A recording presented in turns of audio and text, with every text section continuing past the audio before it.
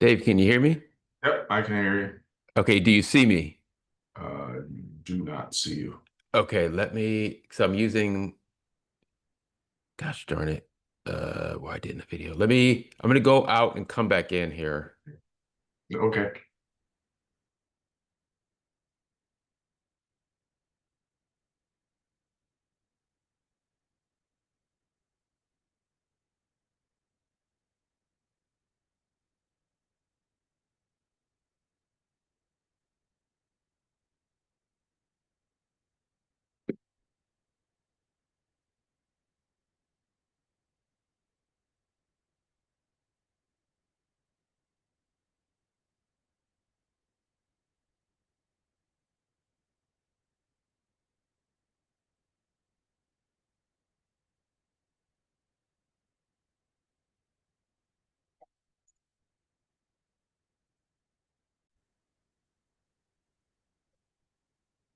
Hi, welcome to the Scott Patrick Show. I'm David Lyons, the host, and I'm joined today with Bill Huff of his real estate empire. And of course, this show is called "How to Build Your Real Estate Empire."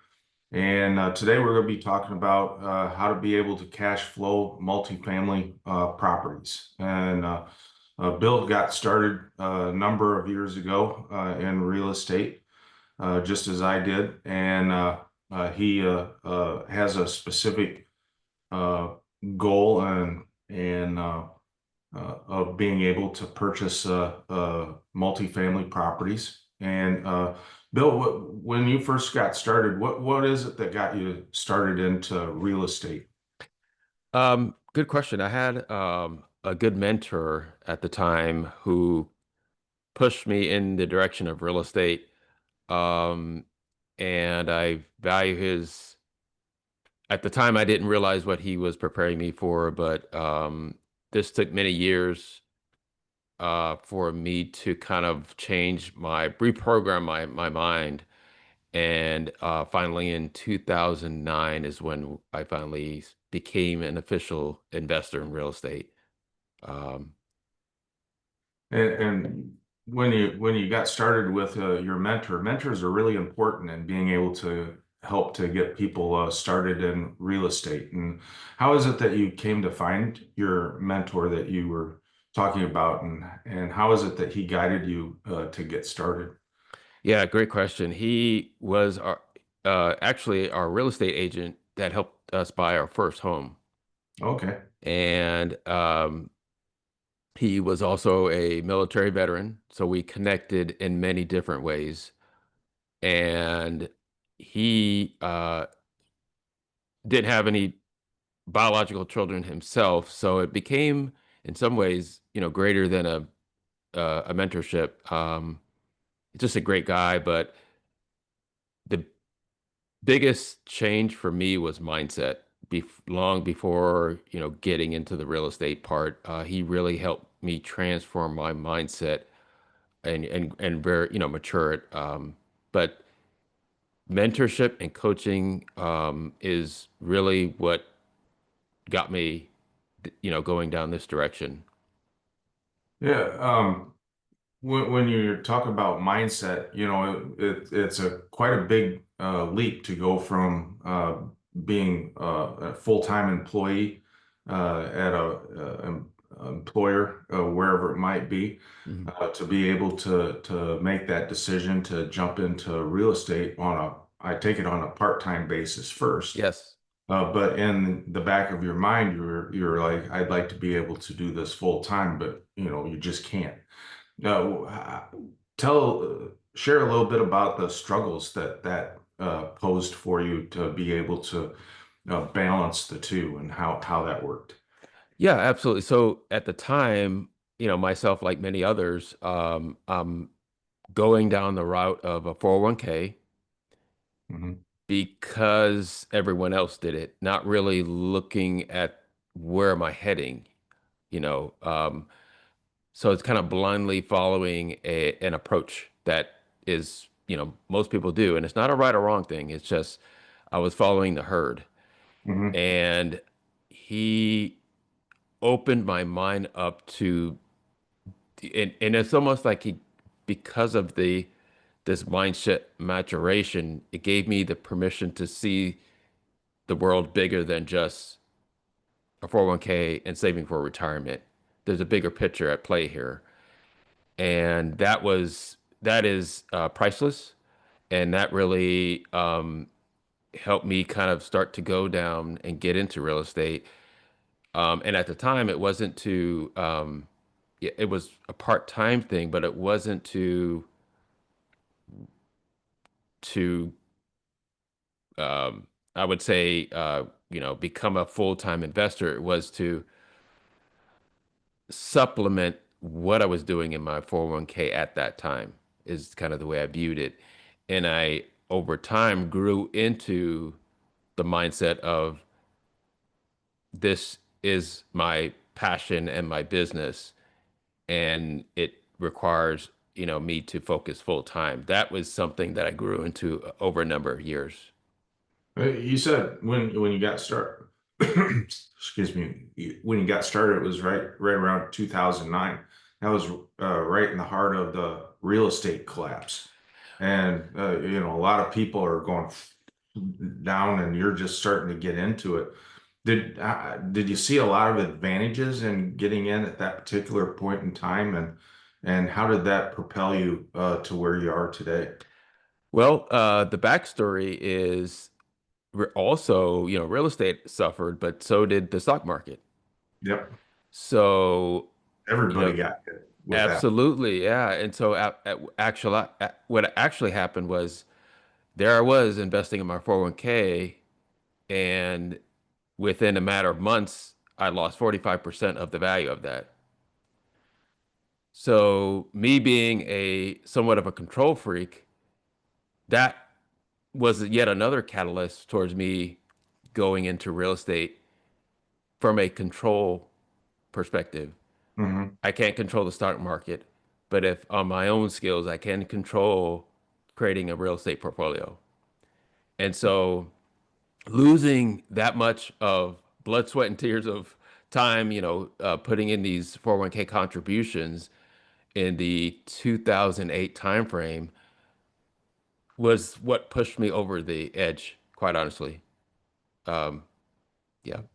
There's a lot of strength to that statement because you know me on the same side, I wanted to be able to have um, something that I would be able to build for myself for retirement because I saw that a 401k or an IRA just wasn't going to do it. And the mere fact that I had to get a loan against my 401k, or when I took money out, it was a loan and I had to pay somebody else interest on my own money.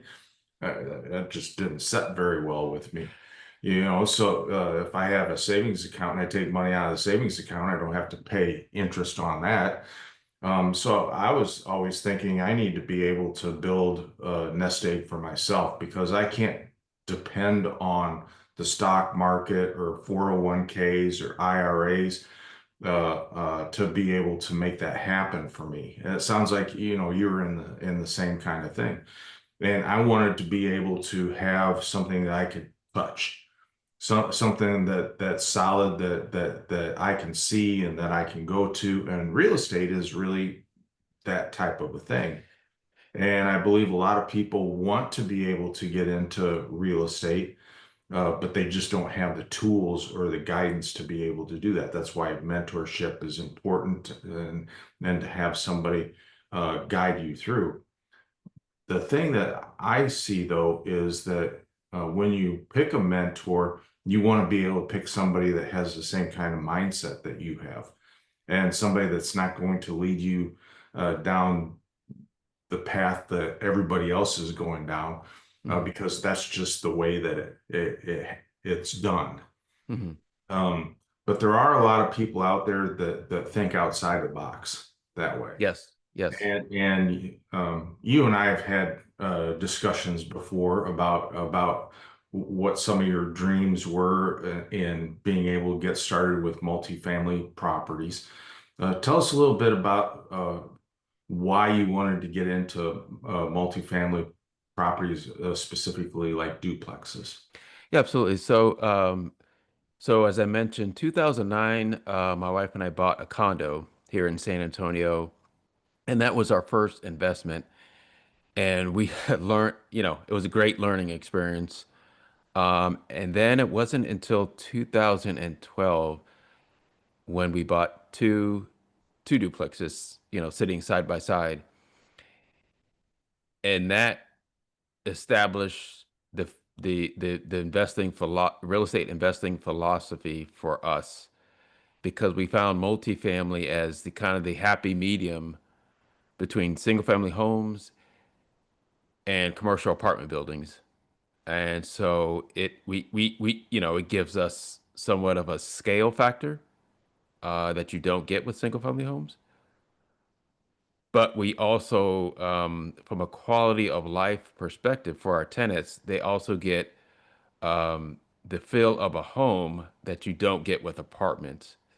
So it became, as we kind of went into this, it kind of grew into a larger approach because I'm like, this is a great way to grow our portfolio this in this niche market, which is residential multifamily. It's still relatively a niche market. But from there, from 2012, that was became our investing philosophy, and we've stayed with that ever since. And so we've bought, duplexes, triplexes, and fourplexes along the way, traded them up in some cases via 1031s. But yes, I guess, been doing that now, almost 15 years. Yeah, that's great. And you mentioned 1031s. I know a lot of people that might be watching us don't quite know what a 1031 is. Explain a little bit about 1031 and how that's an advantage for you. Yeah. So if you sell a property, whether it be a single family home or a duplex, you sell it outright, you're going to incur capital gains taxes. Uh, and that gets into short-term and long-term capital gains taxes at different rates. But as an investor, one of the tax advantages that you have is what is called a 1031 uh, like Ex- kind exchange. And that allows you to defer trade up properties, and defer those taxes down the road. So as an example, uh, I could sell I could sell a duplex that has appreciated, and I could put those this sale. I set up the exchange before the sale. I put the equity proceeds from the sale into this 1031 exchange, and then there's a timeline that starts where you're required to uh, uh, there's two different timelines where you're required to make the overall purchase of the new property. And that along with that, there are certain requirements that come with that. So I definitely, if you're interested, definitely research and understand the timeline requirements. But overall, it is a great tool, and that allows you to defer taxes down the road and trade up and grow your portfolio. Right. And 1031 exchanges are a great tool to be able to use to, as you say, defer the capital gains taxes. And there's a couple of different options for people. I mean, people buy real estate as an individual person. People can also buy real estate as a LLC or corporation, Mhm. and those 1031 exchange options are good for either. Yes. Difference between doing it through a business and doing it as an individual is when the individual passes away, all those deferred taxes become due Yes. because the property is sold and there can't be another 1031 because the person has passed away. Where if you do it as a business, an LLC or a partnership or a corporation or S corporation, those 1031 exchanges can just keep going. So basically, you never pay capital gains taxes on that income. Or if it's a S corporation, the profits flow down to the owners or members, Mhm. and there's no capital gains at all, because those profits flow down to the individuals and then they pay their taxes on their Yeah, individual tax, which in some cases is much less than what capital gains would be. absolutely. So there are some great advantages with that. And bear in mind, I'm not an accountant.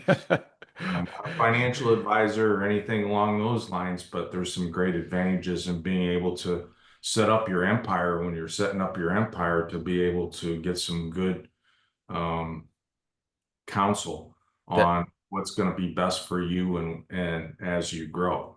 And there's a lot of people that start out as an individual and then they form an LLC, and you can easily move those properties into the LLC uh, to be able to do it that way. If those properties are owned or quit claim deed for the equity part of the property goes into the LLC, different things. if I can add to that, Yeah. that is a great discussion point because layering, taking a property and then layering a business entity over it, it's just a value add, huge value add. Mhm. And another way to look at it is one duplex, you have a business. I mean, it's just it's not. Don't think of a people listening. Don't think of a business as this large, complicated thing. One duplex could be a business. You whether you live in one side and rent out the other side, or if you have the whole property as both units leased as an investment property. That's all it takes. It doesn't take a large portfolio, but there are additional business tax advantages on top of the real estate. Uh, and yes, I'm not a tax strategist, but that is definitely something worth investigating. Yeah, there's tax savings and taxes are set up in different ways, but real estate has always been the main player in Yes, being able to lower that taxable income that you pay taxes on, sometimes down to zero or even negative. yes, Which, that's what I like. I like to be at zero or negative because that just means if you have $100,000 or $200,000 in revenue, and through depreciation and other write-offs that you're able to do with duplexes, you can bring that down to zero to where you don't have a taxable income, and that whole 100 or $200,000 is tax-free money to be able absolutely. to use. And the tax codes are set up basically for real estate. There's a reason for that because real estate, as we shared a little bit earlier, you can touch it. It's a solid asset, and you're in control of that asset. Nobody else is in control of it. It's just you, and that is it's a big thing with being able to do that. If I can add, you mentioned something earlier about control. That is a key word here. And when I talk about mindset, because we have a coaching program specifically geared for mindset. Um, as an example, the mindset associated with someone that is seeking financial security is comfort. Mhm. The mindset for someone seeking financial freedom is control. Those Mhm. are completely different approaches. And you had mentioned earlier about finding a mentor that aligns with who you are. And that could be a challenge because you want to find a mentor that is will grow you into where you want to be. not, who would understand where you are currently, but would also grow you into the mindset that you need, that you're trying to get to. Because if you get a mentor that's going to that can that is focused on where you're at now, that you won't grow into the person you are meant to be potentially. Um, so yeah, And you're just growing into what your mentor is. yes, absolutely. Yeah. So mindset is critical. And that word control, that's a key word in your mindset. Because yes, as like in that example, comfort is a completely different mindset than control. Yeah, and it kind of goes back to the reason why you want to get into real estate. Everything always goes back to why. There's a purpose for someone that wants to be able to get into real estate. There's a lot of people that might not like their job. They just, it's a means to be able to make income to be able to pay the bills. Hmm. And they just don't like it, and they see something on TV and they'd like to be able to get into it and do this class or whatever Hmm. that they get into. And we have done the same thing. Hmm. I got started, being a broker and helping people find the funding that they need to be able to do that, to do real estate. And I Hmm. did the same thing. The difference is that you want to be able to mold it in, as we said, the thing that we want to be able to do, not what everybody else is doing. Yes. Because Yes. because we want to be able to uh, build something that's outside the normal. Yes. We want to be able to build something that is going to last for generations down the road. Agree 100%. We're not looking at being able to build something that's just for us right now, and when we're gone, it just dissolves and it's ended. We're building a legacy, right? Yes. Yes. That's what we want. We want a legacy when I have some grandkids, maybe down the road sometime. But I want my grandkids as grandkids to be able to say, well, I was the one that got this whole ball rolling. Yes. You were the one that got the whole ball rolling in real estate and built this, and then it was built on again, and then built on again, and then built on again, Absolutely. and Yeah. that's how all the all the big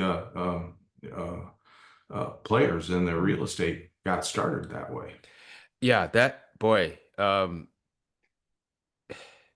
that's huge. And yes, it becomes bigger in our course. I liken it to the difference between being selfless and selfish. And this is somewhat controversial, but this is kind of, the way I see it. And when I was pursuing the 401k route, um, personal finance is somewhat selfish. And when I say that, yes, we all have to kind of take care of ourselves before we can help others. But if it's the way you go about doing that. So for me, when I was pursuing that path, that was more of a selfish path to take care of my personal retirement, and that's it.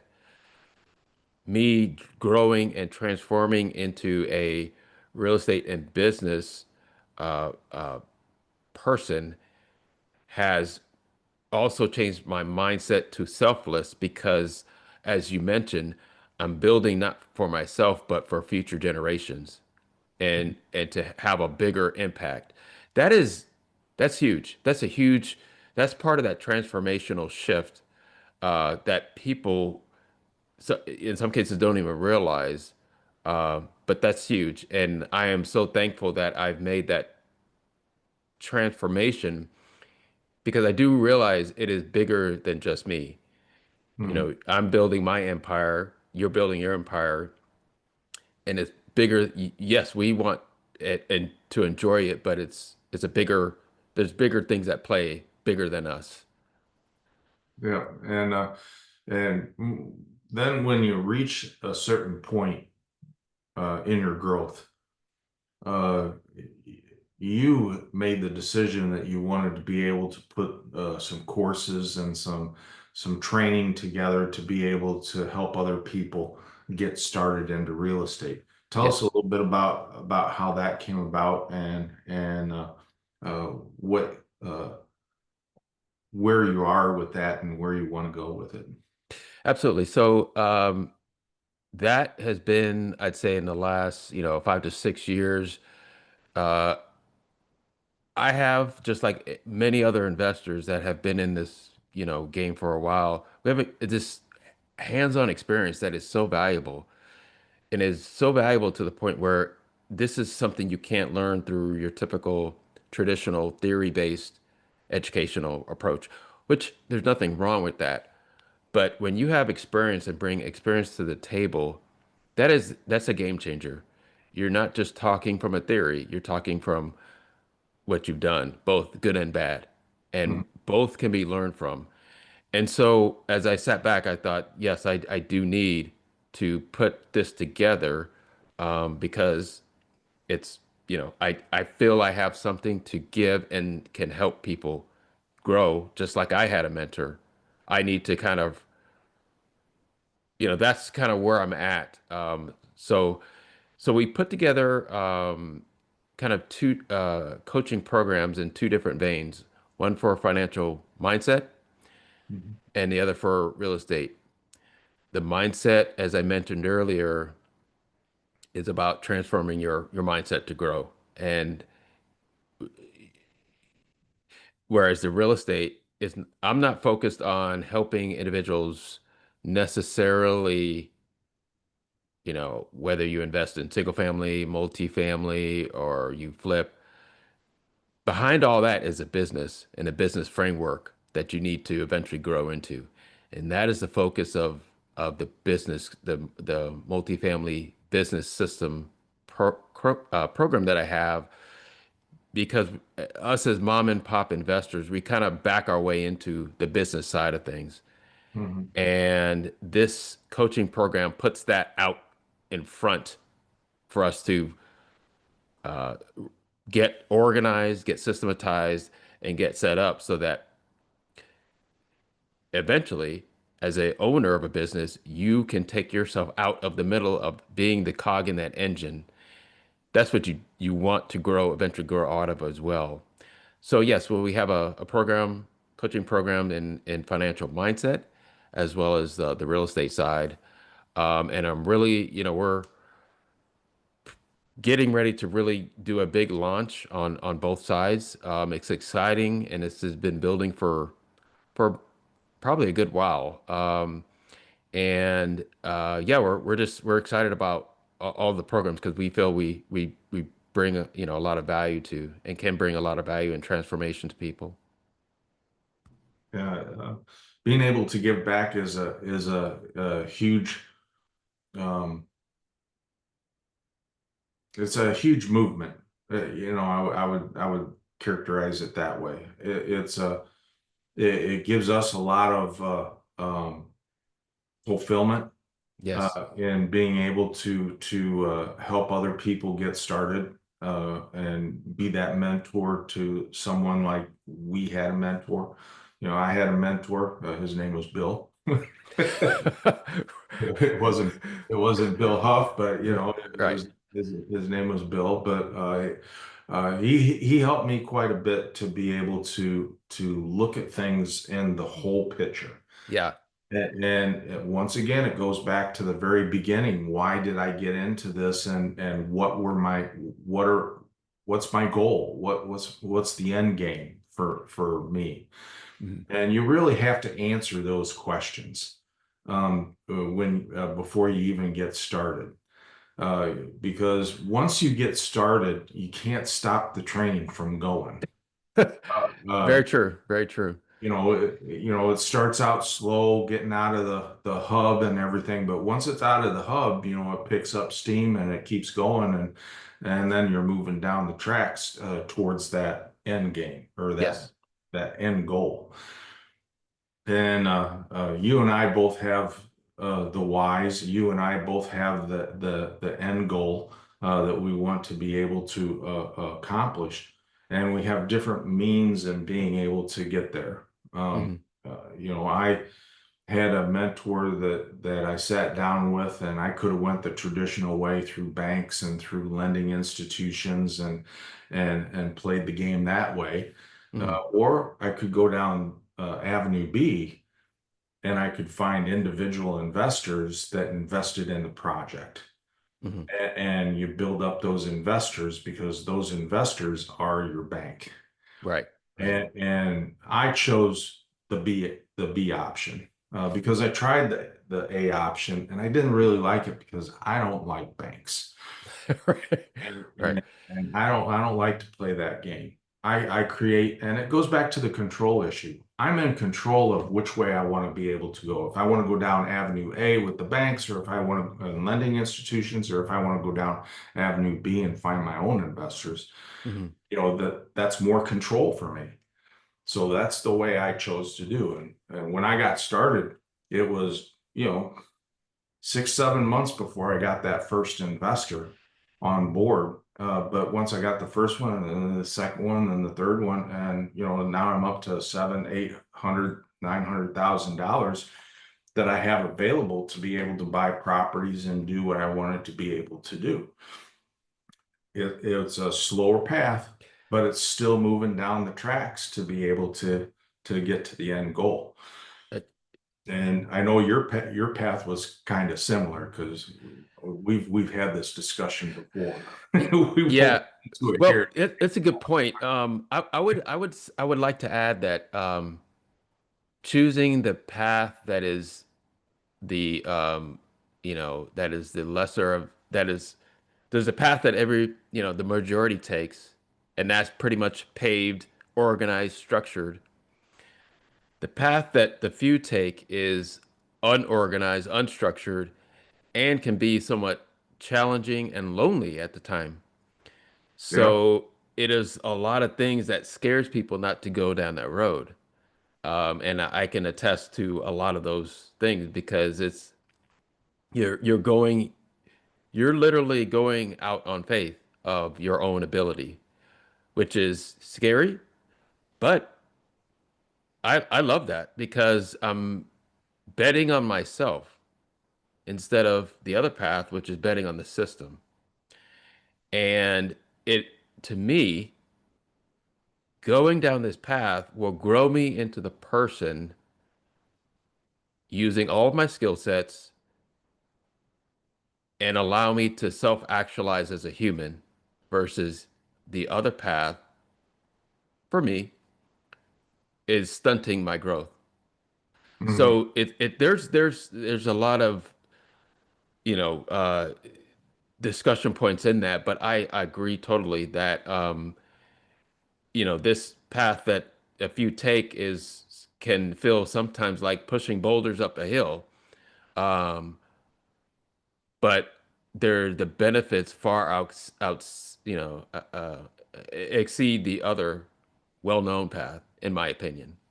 Yeah, you're very, very, very correct in that. And you and I have both experienced being able to go down the B road towards our end goal. But at some point in time, we have to play in the other field, not because we want to. It's because something has come up to where uh, we have to make a decision. We have to let a property or a project go Hmm. because we just don't have the time to be able to find the individual investors for that. Hmm. And we have to go back over into this area to be able to get the financing that we need to be able to get that property. And we come down to a point that everybody comes to.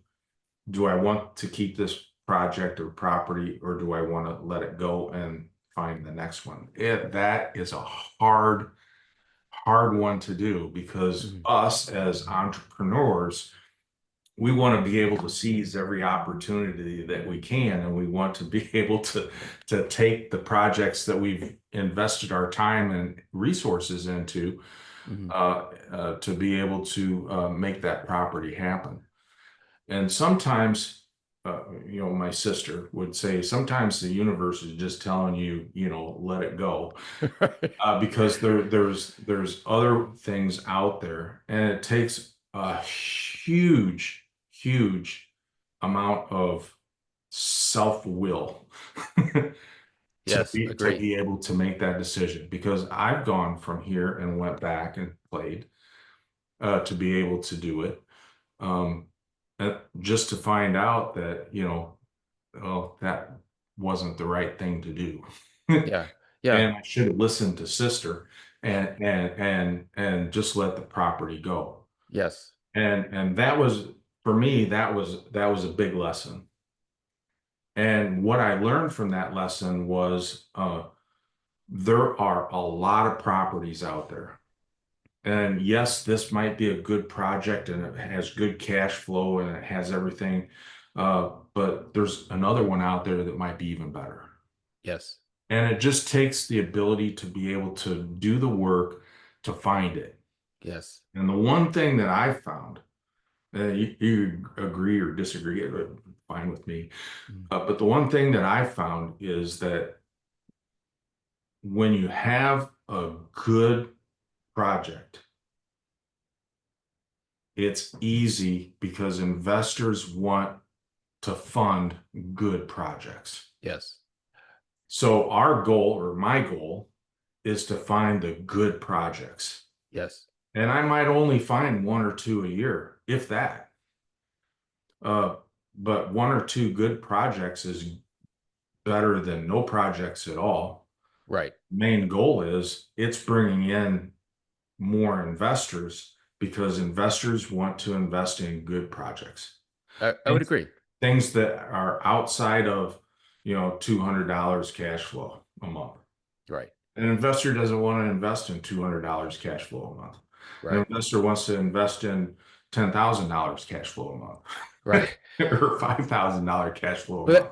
But that is so that's a good point. And it is the evolution, especially for real estate investors. And if you're going to be an active real estate investor, um, a lot of us, including myself, started off with just that, the 200 to 300 cash flow per property. Well, you have to start somewhere, right? Right. And then you start to scale that in your mind. You say, okay, if I get $300 cash flow per property, how many properties do I need to exceed my monthly expenses? That becomes the model, a blueprint that a lot of investors follow. Um, and including myself, I've gone down that path. But at some point, I continued to go beyond that because there's a bigger picture at play beyond overlaying all that, and that kind of gets into the bigger business structure of, and one of my key tenets, which is you want to have additional income sources in addition to the cash flow from the real estate in as you build out your real estate business. You want to have multiple streams of income. Mhm. And that's something that I grew into later on down the road. But I would agree with you. The goal, um, we all kind of start out there, but the goal is to keep growing and keep learning so you can grow these income sources regardless of where they come from, as part of your business. Yeah, let's kind of go down that avenue just a little bit because I enjoy talking about this. So my mentor uh, asked me a question when I first got started. His question was this: how many times do you want to get paid on the same deal? I said, what? What do you talk about? He goes, how many times do you want to get paid on the same deal? I, I was like, okay, what do you mean? Right. You can only get paid one time on a deal. He said, no, You could get paid three, four, five, six times on the same deal. And I started to look at them and I was like, okay, I'm hooked. So explain to me, what do you mean? He goes, think about the actual real estate transaction. How many people do you think get paid from you buying that house? Just run off some in your mind. I said, okay, the real estate agent, okay, uh, uh, title company, Hmm. the attorney, um, broker, uh, uh, and I named off four or five different Hmm. things. He goes, you know how many people get paid from that one real estate transaction? About 20. I said, 20? He said, 20. Yeah. How many of those 20 do you want to be? Oh, great question. And Yeah. I said, as many as I can. He said, that's a good answer. Yes. Yes. So how does that work? He goes, well, if you're wanting to invest in real estate, you can get a real estate license and you get paid from as the realtor on the deal. And when you sell the property, you can list the property, so you get paid that way. Mhm. Plus, you could sell the property, so you get paid that way. So Right. instead of getting 3%, you're getting 6% or 5%. If you're a broker on the deal, you can get paid as the real estate agent. You can get paid as the broker. You're 3 or 5%. Right. If you have a consulting business and you want to get paid for consulting, that's another way. Right. Right. So just in those things, that's four ways that you can get paid on one deal. Yes. That's a great way to look at it. The per deal breakdown. Boy, that and you can, a good example of that is looking at the settlement statement, right? Mhm. Look at each line item, Good right? one. Yeah, Yep. yeah. You can see all the people that are getting paid on that one transaction. Mhm. That's it, man. That's a great example. And it's if you I'm a real estate agent as well here in Texas. And that most real estate agents, they live their lives from one transaction to another, but they're focused on getting paid once per transaction. So that creates you're living for the next transaction. And in a cyclical real estate market, that can be challenging in the downside of the cycle, Mhm. because you're living for each trans per transaction to get paid once. And so the goal, like you said, is to really take a step back and strategize. How can I maximize increasing my income sources per transaction? Now we're starting to get into it, and we're gonna go over our hour now. So when Bill told me that, and I started to think about everything in that frame, how many times can I get paid? At that point in time, I needed to be able to have things structured the proper way, so that I could get paid multiple times. Mm. And not just multiple times on each transaction, multiple times every month. Right, right. Because I started thinking and putting this thing together in my head because I was watching how Avenue A was going, Yes. and I wanted to go down Avenue B, so I had to create a complete structure on getting paid multiple times every month Mhm. on each deal that I did. Right, right, Okay, so heads explode, right? right. Because Yeah. there's so much going in here that you can't figure it out. So I had to structure something to where I could do that. So I had to have a holding company. I had to have a consulting company. I had to have a broker company. I had to have a funding company because, like I said, I don't like banks. Right. So I want to be able to have funding come to me to where the interest is coming to me and not going to a bank so that they can build their 40-story skyscraper. You know, down in San Antonio where you are, right? Yes. I'm in Houston. Most of the skyscrapers in San Antonio and downtown Houston are owned by who? Banks, Thanks. Right. Right. banks, Merrill Lynch and All the big, Schwab and all these yes. other, I mean, brokerage companies, they're ain't any different than a bank. But those are where all those are, and that's a lot of money. When I went downtown Houston, I looked up and I looked around and I was like, oh, most of these buildings are banks and brokerages. It, Why? yeah. Because they're making an awful lot of money multiple times on every deal every month. Right. Absolutely. So I want to take that template Right. and I want to fold it into my empire Oh, that, great, that great I that I'm topic. building, Yes. I right? agree. Yes. So you start to set up a structure then that aids in that line. Right. Right. So That's, so when yes. when we do a deal now, I'm getting that broker fee, I'm getting that consultation fee, I'm Mhm. getting that monthly revenue every month in cash flow, but I'm also getting the interest from that cash flow in Right. addition.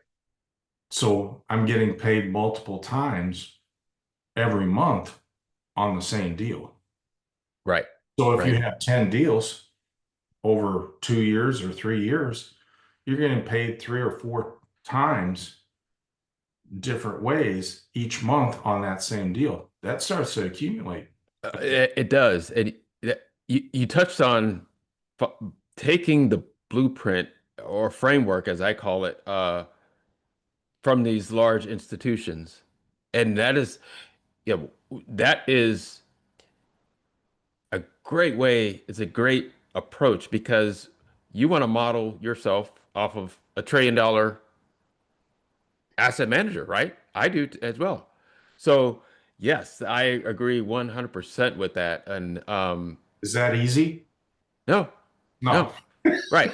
But that's why the path that is less traveled is harder.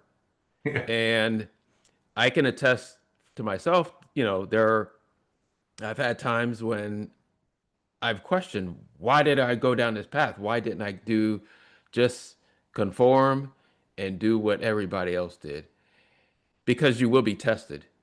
You'll be tested beyond what you can even imagine, but that's part of the journey. And if I could just stress to people, that's you know it that journey, you will be challenged, but at the end of that, you will become the person you were meant to be. Is a good way to look at it, where you're able to serve yourself and to serve others, and that's the part that is that drives me, quite honestly. Um, I hear the same thing because I feel the same way. I mean, I I don't know how many times you've heard me say this, Bill, but I wish I would have found this when I was in my 20s. oh my goodness, Dave, yes, absolutely. I mean, if I would have started, and in a sense, I did kind of start in my 20s, because I was a fundraiser Mhm. back in that time. So in a sense, I did start, but I didn't keep at it.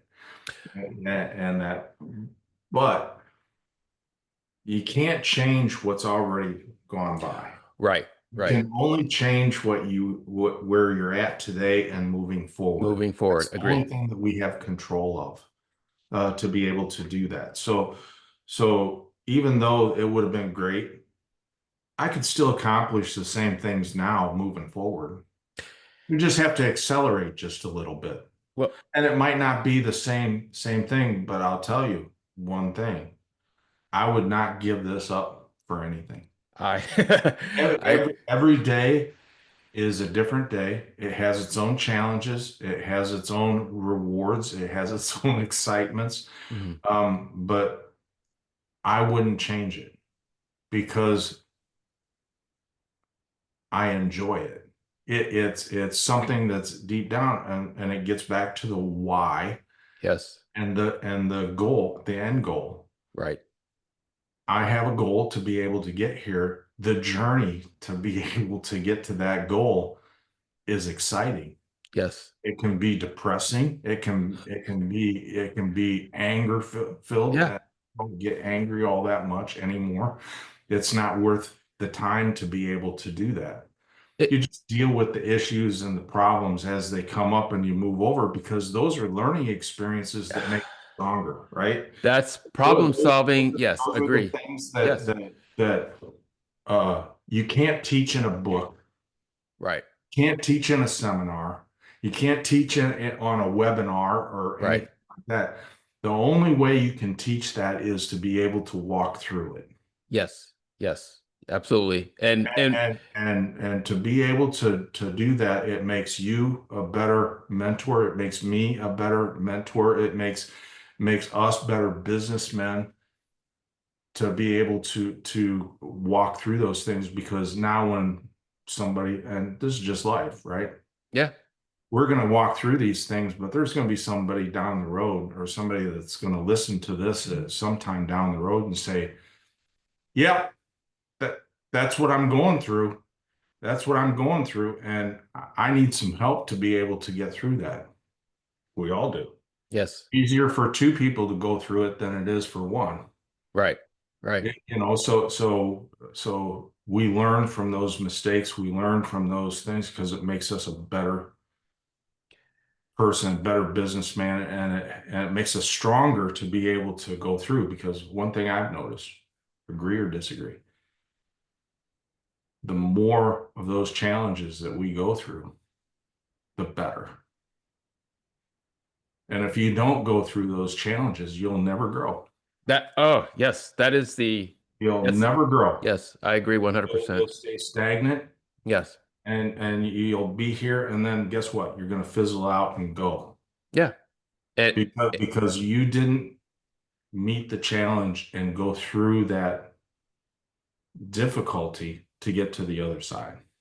yes. And, going back to the comfort versus control, comfort it's easy. It's a It warm, is. snuggly blanket. Right. And it's easy. And you have society, your peers, and all of this, what I call the system, telling you it's okay, this is the right thing to do. Everyone is doing it, not realizing that you're stunting your growth potentially. Hmm. And that what you said is this other path, it is hard. It's going to be filled with, excitement and challenges, setbacks, but you're in the control part and the ability to build something from your creativity and to serve is, I can't even put a price tag on that because No, I you would can't. I would never get that going down the traditional path. Um, so I agree 100% with what you said that you growth occurs when facing challenges, and the Mhm. less challenges you face, the less growth, and the more what I call you become you have a fixed your fixed mindset sets in. You're either growing in life or you're going down in life. And there's no steady state.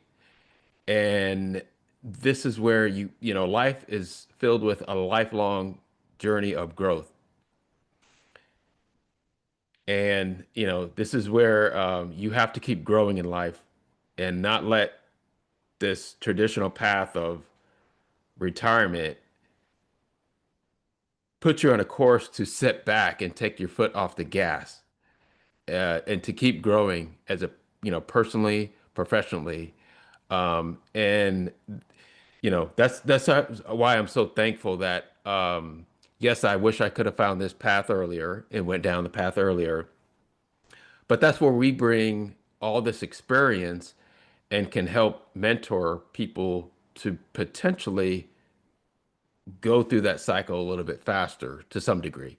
Because when I say to some degree, because everyone has to experience challenges that because that's part of the journey, but you can help and mentor them along that journey.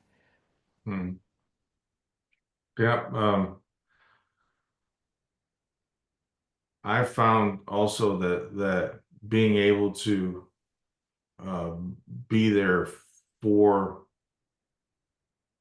the the individuals that we're mentoring as they're going through those issues and difficulties is important. And you and I both have our ability to be able to pay it forward and to help people get started. And it's a big commitment. And once again, back to the why and back to the Right. end. Why are you doing this? And which way do you want to go? Avenue A or Avenue B? Hmm. And here's the big question. Are you willing to be able to deal with the difficulties? Yeah. Or are you going to stop? Because as Right. a mentor, our time is valuable, right? And Yes. we want to be able to help people, but we want to be able to help people that are going to face the challenges and move through them, Right. just like Yes. we do. Right. Yes. Absolutely. And so we have three questions, right? What's your why? What's your end game? And are you willing to be able to go through the difficulties and keep Yes. going? Yeah. Those are great questions. As part of our financial mindset coaching program, we ask, what is your financial purpose? And most people will answer that with because they're going down the main path. They will answer that question, what is my financial purpose with to save for retirement? I'm not saying there's nothing wrong with that because I understand we all, that is something we all need to address. What I'm saying is there's a bigger picture at play on top of, your retirement preparation financially. There has to be a bigger uh, uh, contribution financially that you're trying to achieve than saving for retirement. And by that statement, that tells me a lot about the individual's mindset and characteristics in regard to finances. Yep. And that's the part that we have to mature because that muscle has to be exercised, right? Just You like any other muscle. Yep. absolutely. So we've grown into the people we are now. I was nowhere near the person I am now than let's say when I was in my 30s. So someone may answer the question, yeah, I'm ready to go through the battle. And then in the first battle, they crumble. And that may be a good thing because now, because we learn the most when we have a setback primarily. But the Are they biggest motivation is being able to get up and keep going. absolutely, yeah, are they built to be able to now, okay, let's get up, let's learn from that. Shake that one off. Right, right. Let's apply the good part, what we did wrong, and recognize and take accountability for what we did wrong and move forward. Uh, that is the goal. That's when you will find out a lot about yourself at that moment in time. Yes, That that's the character of a true entrepreneur. yes, yes. That And that that's the number one character of a true entrepreneur. And I want to go back. I was getting my hair cut the other day, and you know how hairstylists, yeah, chatty, and they want to be able to get to know their customers and everything. I'm okay with that. And I go to the same person all the time, and they most of the time. And she asked me a question. She goes, "So are you retired?" And I said to her, "No, I'm not retired." "When you retire?" And I said, I'm never going to retire. Never going to Great. retire? What do you mean you're never going to retire? I said, why would I? Oh, oh, It's great answer, Dave. my if I retire, my fun is going to stop. And she stopped shaving my head, and she goes, "What do you mean your fun's Ah, going to stop if you retire? Retirement is fun." And I said, "Retirement would never be fun for me in the traditional sense right, because I would have to stop what I'm doing, and I enjoy what I'm doing." right, What do you do? Well, I'm a real estate investor, right, right. and I help other people be able to buy properties and um, to live their dream. It's That, dead yeah. silence. I could tell that the register was starting to click Yes, up in the top, and I said, you're an independent contractor, right? You buy the chair. You have to spend money to be able to get the chair to be able to to do my hair today, right? So you're no different than me. The only difference between you and me is my fund's never going to stop. oh, great, But great your teaching fund's moment. going to stop when you retire Right. because you're not doing any more what you're doing for your life, right? I think it really started to hit home with her that, this is just I think it made her think Yes, no, that's about what she wanted to be able to do, the why, the end goal, and how to be able to go through the difficulties. that alone. Those are the three main things, right? Yeah, For yeah. me, I'll never retire because my fun will stop. Uh, uh, So there are many topics that we've discussed that we need to elaborate on down later, but one of which is retirement. That is a whole conversation in itself, Mhm. and that scenario. I mean, you gave her, believe it or not, you gave her great mentorship within a matter of minutes. It Yep. forced her to think beyond her zoomed in perspective. And hopefully she went home and continued to think about what hopefully that conversation is still resonating with her right now. I don't know if it is or if it Yeah. isn't. I hope so Yeah. Yeah. because one of the things that we want to be able to do as communicators to be able to share our gifts and our accomplishments and difficulties with other people to be able to help is to be able to make them think. Absolutely. I mean, I haven't met an entrepreneur yet that isn't a good thinker. Or maybe another way to say it, I haven't met a good entrepreneur slash business person that doesn't have a growth mindset. Mhm.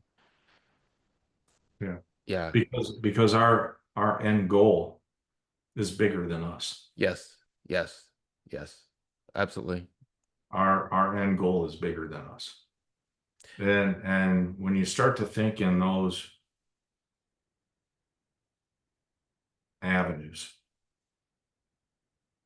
the world gets pretty big. It does. It does. And when back in the past, in the centuries ago, when a father was with a son and they were looking up into the night sky and talk about the stars or anything, you can do whatever you want. You can reach for the moon or you can reach for the stars. Stars are farther away, but when you get one, Yeah. Yeah.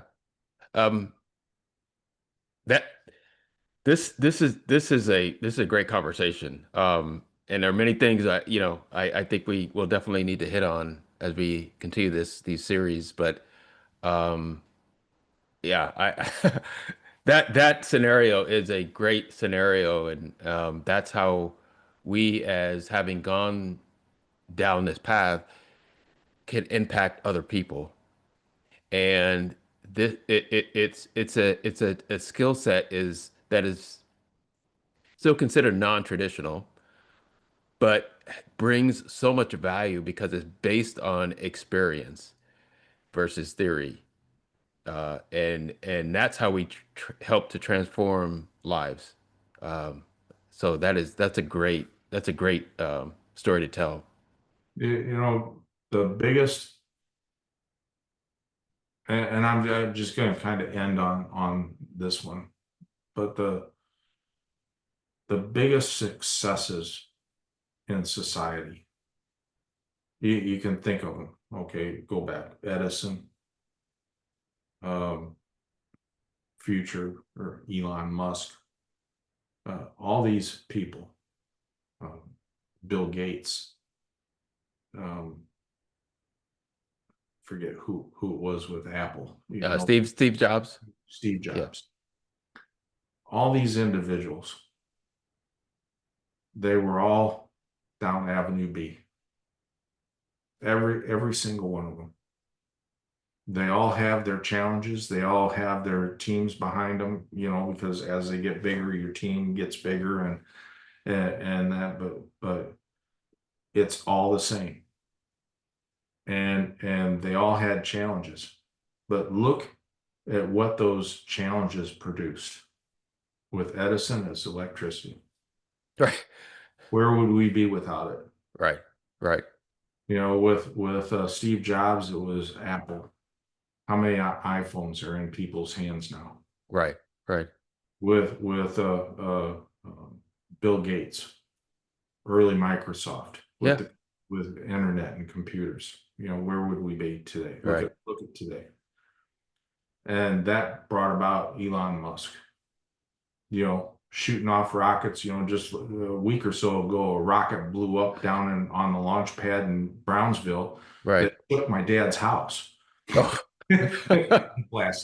He thought a box fell down from the attic when he was sleeping at like 10 o'clock, 10:30 or so. Oh my goodness. And that was that rocket that blew up on the launch pad. Okay. But is that a setback? Yeah, that was millions. Right. That was millions gone in Right. the blink of an eye. But is that Right. going to stop Elon Musk from doing what he wants to do? No, he's going to learn from that mistake and then push through and get to the other side. Yes. Yeah. And that whole SpaceX uh, industry that he has down there Hmm. is just exactly what we were talking about. He is not going to be the person that he is if he doesn't go through those difficulties. Every time a Yes. rocket blows up, or every Yes. time it blows up and coming back into reentry, or you have those difficulties, but you also have the successes. I watched when that first rocket came down and landed right Yeah. on the launch pad again. I mean, that was That just was an incredible moment. it. And I'm sure I would have been elated, Right. and extremely happy. And at the same time, he's learning from that experience, just like he would learn from an experience with going through a difficulty with a rocket exploding. Absolutely. And the principles are the same for real estate and for us. We have to go through them. If we don't go through them, we're never going to grow. We're never going to become better. We're never going to be a person to help somebody else. I agree 100%. That regardless of what industry, ours happens to be real estate. I agree 100%. And that's what we bring to our mentorship, and coaching, programs, helping people go down Avenue B, more people go down Avenue B, or even let's take a step back, helping people realize that there is an Avenue B. There is an Let's avenue, start there, right? and I'm sure that there's an avenue C too. I just haven't found it yet Right, right. Most people don't even, all they know and all they realize is Avenue A. because that's all that they've been told. Yes, yes, agree, agree, agree. That's all that they've been told, and that's all that they've heard, Yes, or yes. or taught, however it might be, and they aren't familiar with the other side of the world. Uh, So, that's one of our responsibilities to provide awareness to Avenue B, uh, and to help people grow and they could realize that they may be able to become the person they were meant to be by going down Avenue B. So that in itself is a if we can help people do that, that is, I mean, that's kind of like a pinnacle to me. On top of, for me with real estate, you first start out getting into it because of cash flow, right? And creating wealth and all that. But there's a bigger thing at play as well, and it's providing housing for families. Mhm. That's what we're doing. That is, to me, that's serving at the highest level, providing housing for a family. And that's you don't, once you kind of get beyond, okay, cash flow wealth, you kind of get that under control. You start to take a step back and realize, you know, what's at play here. And that once I realized that it's, things took on a completely different perspective. Yeah, Uh, you're providing housing for a family or individuals, and you're affecting somebody's life, Absolutely. Absolutely. how do you want to do that? Good way or bad way? Right. Right. Always a good way. Always Absolutely. life circular. It always comes back to you. Yeah. Right. Yeah. But Bill, I want to thank you very much for being on the Scott Patrick Show today, and I just want to share with everybody that we've covered a lot of different things here, and over the course of the next 4 days, I'm going to be drilling down on those topics and getting into them a little bit deeper. And then next week, a new episode will come on, and we'll keep building your real estate empire so that it becomes what you want it to be.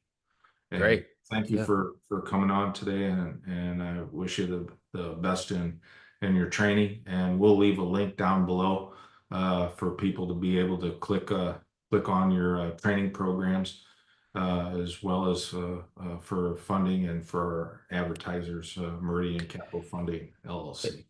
Well, Dave, it's been great having me on, and always enjoy talking. And this is, quite honestly, this is how we talk off of video. So it's just we like minds can keep, you know the creativity can be volatile sometimes when you have like minds like that. But I love it. I love these types of conversations. So I do appreciate it. And if you enjoyed the conversation, leave a comment down below, give a thumbs up, and subscribe to where you can come on as a attendee to ask questions and different things of our guests as we have them. So thanks for joining us on the Scott Patrick Show, and hope you have a great week. Thanks.